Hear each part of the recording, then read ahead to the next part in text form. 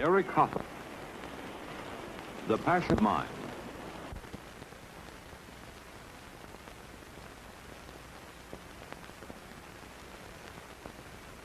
Hoffer lives in one room in the Chinese section of San Francisco.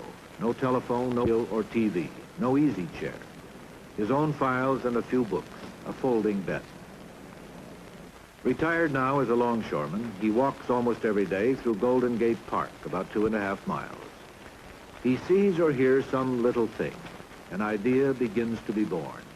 He may jot down a short note about it. A special set of muscles in his brain holds the idea, refines it, maybe for a week, a month, a year, before he writes it out in a paragraph. Then one day, people here and abroad read it with a startled sense of recognition that this is original, profound, and simple. Some people call it genius. One day this summer, we had a talk. You know, Mr. Hoffer, I've always wondered why you kept on as a laborer after you became a very successful and established writer in this country. Well, I never became a successful writer. I could never earn my living writing. And I'm not a writer, Mr. Severais. I'm never sure I could write anything. Look, if you would think a thing through to the bitter end, there isn't much to say as far as human affairs are concerned. There isn't a thought that I can express in 200 words. And you can't earn a living writing 200 words. Mr. Hoffer, everybody has a kind of there's a sort of mechanical process in which one arrives at his ideas. Does manual labor start something going in your mind, leave your mind free to think abstractly? How's it work? I think some of the most original ideas I had, Mr. Severais, came to me while I was working. And you know what a glorious feeling it is. Here you work, you talk with your partner, you know, and in the back of your head you compose sentences. That's when life is glorious. You have two sides of your head, you know. Oh, it's a feeling that nothing you could surpass this glory, you know, of being able all day long to compose sentence by sentence, and then you come home in the evening, and before you even wash your hands, you sit down, and it's all there. See? It's a glorious feeling. I get the longshoreman mad when I just tell him, you know, I can't think of anything more exciting than going to bed with a half-finished paragraph. A half-finished paragraph. And that's it. It's true. Imagine you take a half-finished paragraph, you go to bed with it, and in the morning, can you think of anything more salubrious, more helpful, more glorious to sit up in your bed and the first thing to think about is the other half of the paragraph? Your day is made! Words are pretty life. powerful things, aren't they? Oh, they have power, you know, they destroy, they revive. And you know, in my case, again, being practically illiterate, you know, I actually never, the only way I learned to write is by seeing how other people write, you know. I still, whenever I read, this is my chief preoccupation. How did he do it? How did he do it? I'm still learning. I'm never sure I know how to write. And you know, when I finished this little book, The Temper of Our Time, I sent it to my new editor, a very fine person, a very bright person, but young, you know, and he mixed up quality with quantity, and he sent me a letter, Mr. Hoffer, couldn't we thicken it a little bit? I mean, add something, make it a little bigger? I didn't get mad. I wrote him a letter, dear Mr. McRae. I said, the book has 6 chapters. Each chapter has at least 1 original idea. So you have 6 original ideas. Each chapter has at least 2 good sentences. Add it up, you have 6 original ideas, 12 good sentences. Now, when I find a book even at 1,000 pages thick that has 6 original ideas, 12 good sentences, I celebrate for a month. And that's a fact.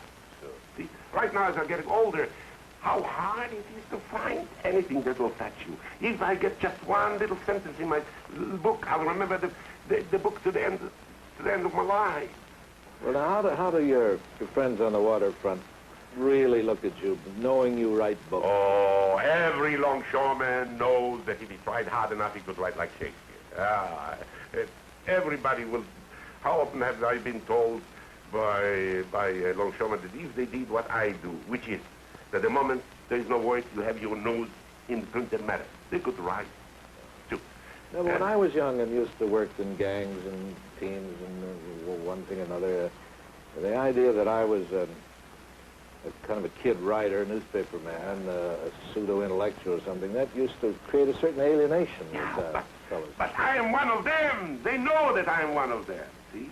I am really average. If you want to know how the average German is going to vote on anything, you ask me. They're going to vote exactly the way I'm going to vote. Not because I propagandize them, because I'm one of them. I just happen to be interested in ideas. What's wrong with that? I think you could be a Michelangelo and still be a plain working man.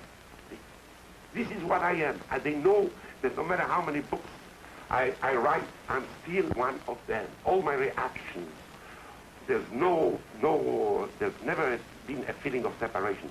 They know that I don't want to go anywhere, that if I had the choice to hold it in China, I would never change. I would never go anywhere. I can't understand how you can make this two sides of your nature in your life operate. You work with these people, you can sit down, drink a beer with them, you're just like them, they take you as one of them. On the other hand, you're seeing them in a different way. Well, you assume that these people are not intelligent, or let's say intellectual. Let me tell you, these people are tremendously intelligent. And there isn't an idea in the world that I couldn't discuss with these people. I remember when I wrote The True Believer, one night I wrote the only poetical section in that cold book that you call it cold. I don't call it cold at all. It was the chapter on things which are nothing. Maybe you remember that section that from the beginning of time, men fought most desperately for cities yet to be built and gardens yet to be planted. And in the morning I was full of it, and I had to talk to somebody. And I went to work with a Negro in the hall, and I talked to him. And he caught on to it. It turned out that he was a preacher. And next Sunday he preached on things which are not. Or take this instance. In January, I received a help letter from, telegram from Harvey Shapiro at the New York Times. Here comes February the 14th, Brotherhood Day, and they haven't got an article. Would I write an article on Brotherhood of Men?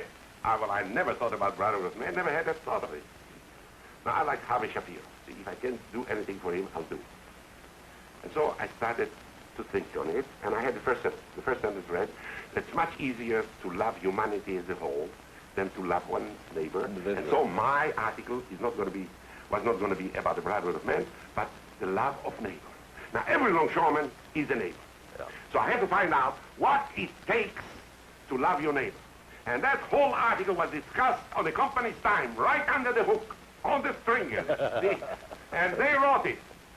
You know, you write with a kind of icy objectivity, but you talk with quite a different tone. Well, how do you explain it? I don't know about the icy objectivity there. See, you try to be fair, and you try to write the best way you know. I don't feel that I'm full of ice or anything like that. I'm full of passion, actually. And if I wasn't a passionate person, if I didn't have a passionate state of mind, how the heck would I write about mass movements? How would I write a book, The Passionate State of Mind? How the heck do I know anybody about it unless he has it in him? And you see, this is a fantastic thing, Mr. Servalas. I had Hitler in me, I had Stalin in me, I had all the murderers in me. Nothing that man has ever done or thought is foreign to me. It's just impossible. You know, I told you about Goethe saying that he has never heard of a crime that he couldn't commit. There are crumbs of everything inside us. And all you have to do is be acquainted with yourself, and you know the whole world. Mr. Hoffer, you've written a great deal about leisure. Doesn't it seem to you that free time now is the privilege of more of the working class? The higher you go into business and profession, the less time you have. Of course, America is for the poor, Mr. Severide. Only we have a good time in this country. The rich have it much better elsewhere, better service, more deference. Sure. Even Russia, the rich are better off than they are here. And certainly the intellectuals are better off everywhere else. You know, it's the only people who really feel at home in this country are the common people. America is God's gift to the poor. See, and that's what it is. For the first time in history, the common people could do things on their own. Oh, This is, nobody mentions this. We are a business civilization, this civilization, but this is the only mass civilization there ever was. The masses, Mr.